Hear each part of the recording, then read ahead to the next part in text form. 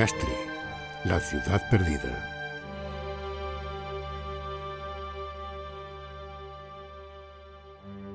El cabecico de las ruinas, donde a decir de las gentes del lugar aún resuenan los ecos de civilizaciones legendarias, fue y aún sigue siendo un lugar mágico, misterioso, turbador.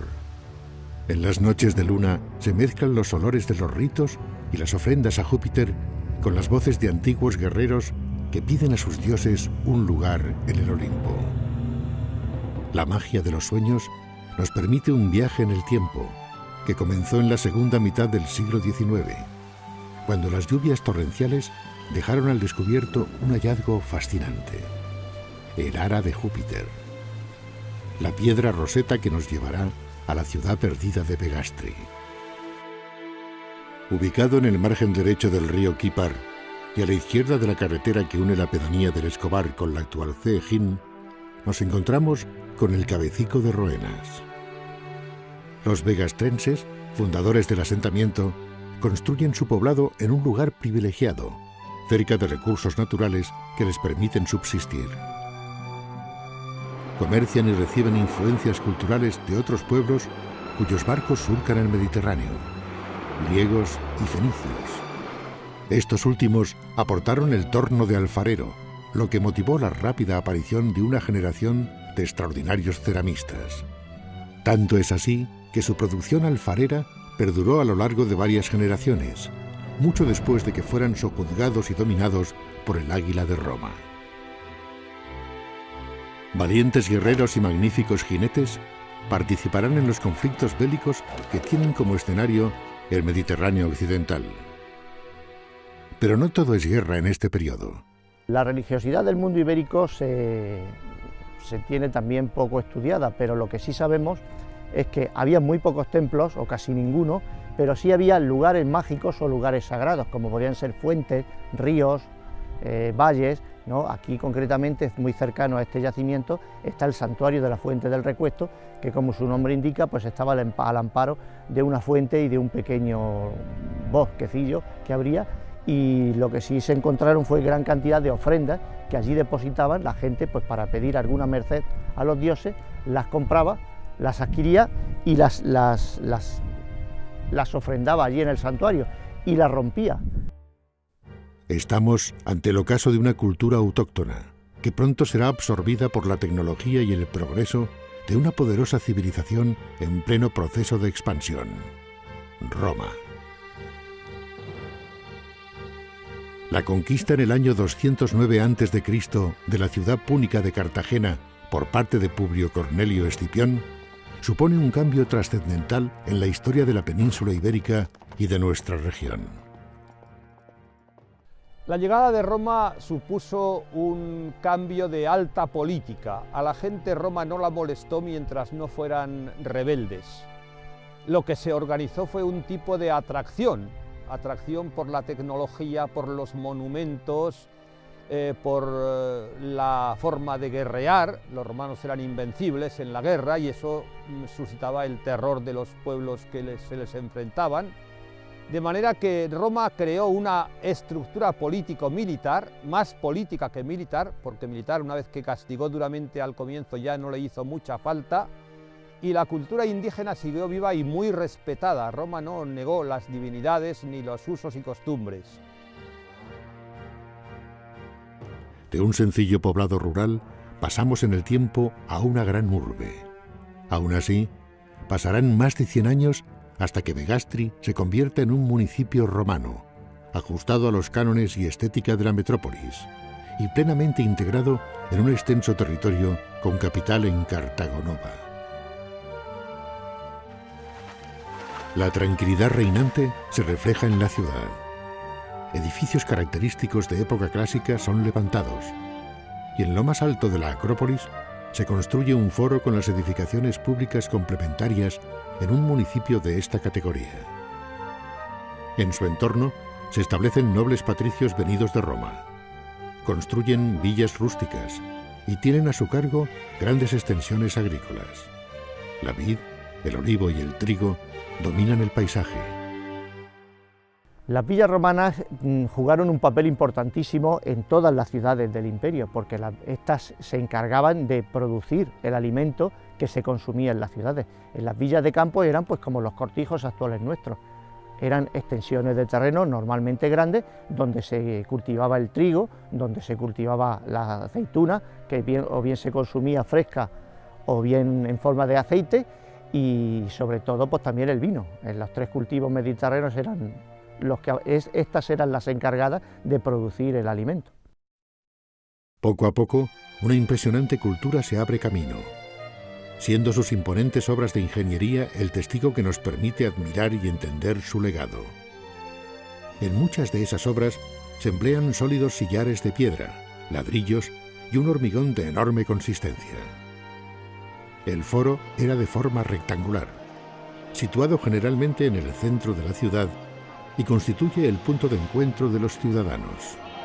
Tenía un pórtico que se extendía a lo largo de toda la construcción y que conformaba una plaza central descubierta donde se celebraban las reuniones y el mercado, y donde encontramos los edificios civiles y religiosos más importantes. Pero sin duda fue un día de gran alborozo para los ciudadanos de Begastri, aquel en el que se puso en servicio el acueducto.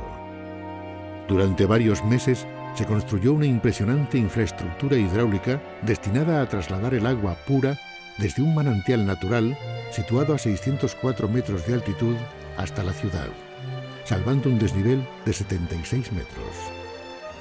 En el primer tramo encontramos un canal que recorre 170 metros hasta alcanzar el arroyo del Paraíso. A continuación, un arco de más de 16 metros de altura consigue salvar el arroyo. El resto del canal, fabricado con mampostería irregular que resulta menos onerosa, introduce el agua en el interior de la ciudad, donde se depositaba en cisternas, con capacidad para abastecer a los edificios y fuentes públicas más las viviendas privadas. Además, existía una compleja red de extracción de las aguas sucias evacuadas mediante conductos subterráneos o cloacas. El ciclo del agua llegó a ser muy complejo y avanzado. En las ciudades romanas el acueducto, el agua era un elemento esencial. Roma fue, a diferencia de todo lo anterior y de lo que vino después, una cultura eminentemente apoyada en la cultura del agua. No había ciudad romana que no tuviera un surtimiento de agua a través de acueductos o conductos determinados. Aquí en Cejín lo bueno es que el acueducto se ha conservado en uso y hasta el día de hoy sigue funcionando en la llamada acequia de la Pollera. La prosperidad perdurará en el asentamiento durante varios siglos, pero en los últimos años del siglo III de nuestra era, la ciudad se ve obligada a fortificarse a toda prisa. Llegan noticias aterradoras a Begastri. Los bárbaros del norte desafían al imperio. Francos y alamanes siembran el terror en toda la costa mediterránea. No hay tiempo para buscar una cantera ni para tallar los sillares como Dios manda. Muy a su pesar, los ciudadanos deciden sacrificar buena parte de los espacios públicos. Desmantelan los edificios más notables de la ciudad y utilizan sus materiales constructivos para levantar una muralla que les permitirá sobrevivir. El recinto superior quedará protegido por una muralla inexpugnable de unos 5 metros de grosor y alrededor de 11 metros de altura. Construida con doble paramento de sillares, es rellenada en el centro con un compacto de piedra trabada con cal. Su parte superior debió disponer de pretil y almenas, así como de un espacioso paso de ronda que permitía la defensa vertical del recinto. Entre los paños dispuso de diferentes torres de planta rectangular. En el flanco sur se abre la que debió ser la puerta principal. Su defensa fue reforzada con especial interés, siendo flanqueada por 2 torres semicirculares que avanzan sobre la línea de muralla. Probablemente dispuso de más puertas, aunque solo se conoce un segundo acceso en el extremo oriental, aprovechando la convergencia de las cortinas oriental y septentrional. Su acceso, acodado con una torre saliente, ralentiza y dificulta el ataque enemigo.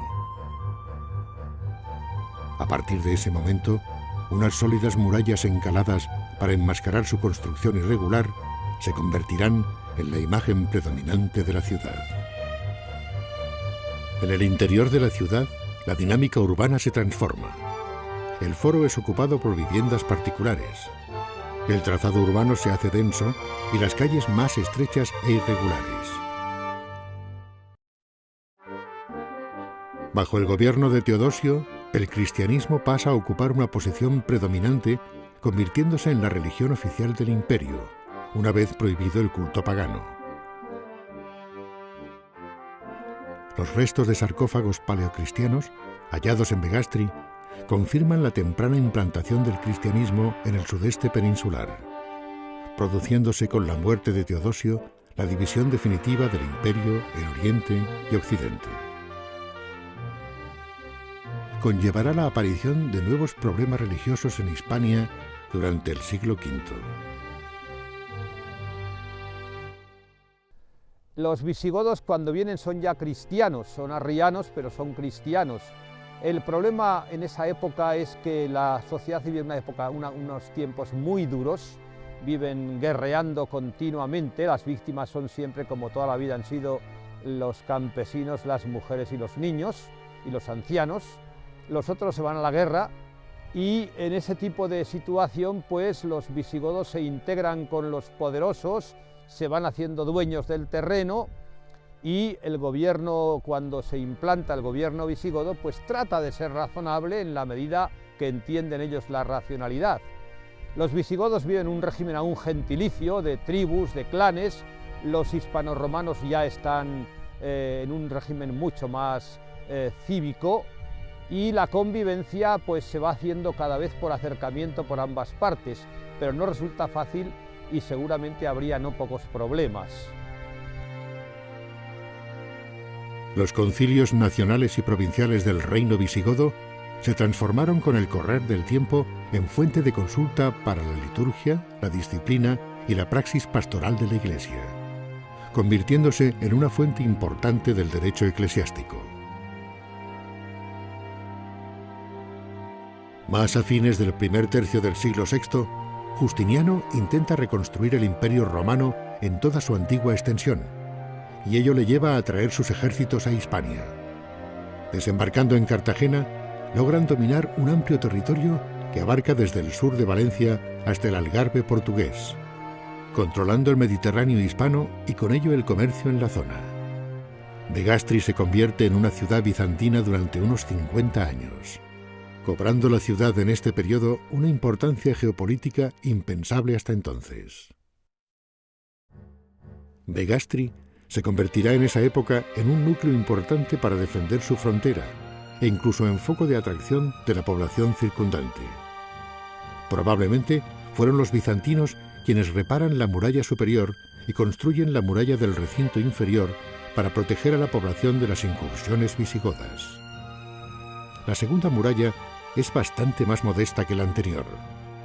Fue construida con sillarejo que alcanza algo más de 1 metro de grosor. Su trazado parece querer cerrar la mitad occidental del cerro. Arranca en el eje del flanco norte de la muralla anterior y se prolonga en línea recta unos 30 metros, quebrando a continuación en dirección oeste. Este periodo tumultuoso culminará con la victoria del gran general visigodo Suintila, que consigue expulsar a los bizantinos en el año 620. La capital bizantina, Cartagena, quedó destruida. Ya nunca recobrará el esplendor de antaño.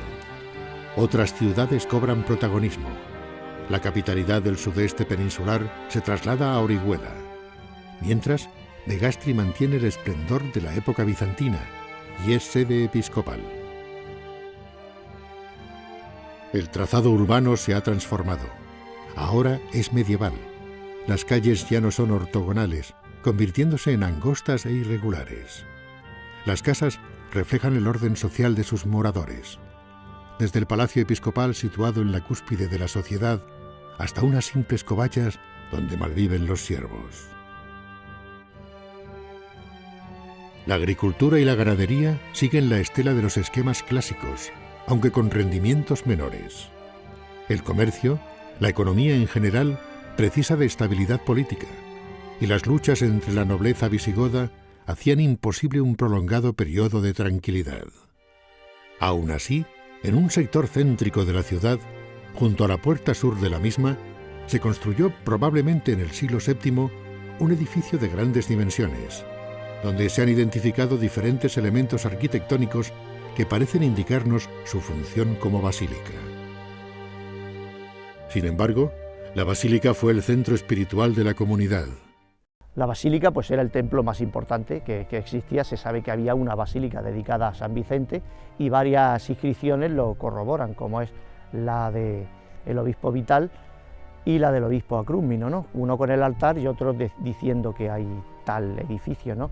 Allí pues se realizaba el culto, el obispo no residiría muy lejos de ella, y entonces pues toda la liturgia, toda la vida religiosa se centraba en ese edificio.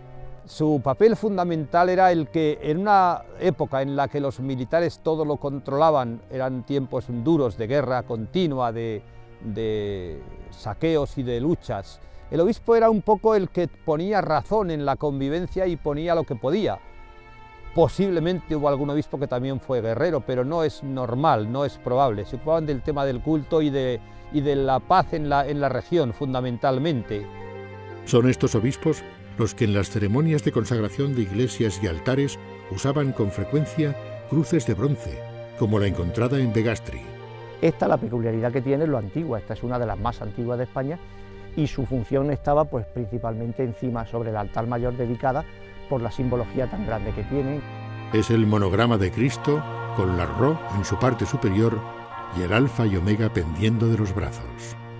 En realidad constituye una alegoría a nuestro Señor. El uso de la cruz en este momento es absolutamente clave. Si algún día os asomáis a Constantinopla o a Capadocia, veréis que hay cruces por todas partes, son todas del siglo VI. Es el momento en el que ha tenido más auge el culto a la cruz. Pero todo periodo de crecimiento conlleva su decadencia. Y en Begastri será el 688 después de Cristo el año que marca el punto de inflexión del esplendor hasta entonces disfrutado por los ciudadanos de la urbe. Este año, la ciudad deja de ser sede episcopal, con la consiguiente pérdida de influencia política, económica y religiosa.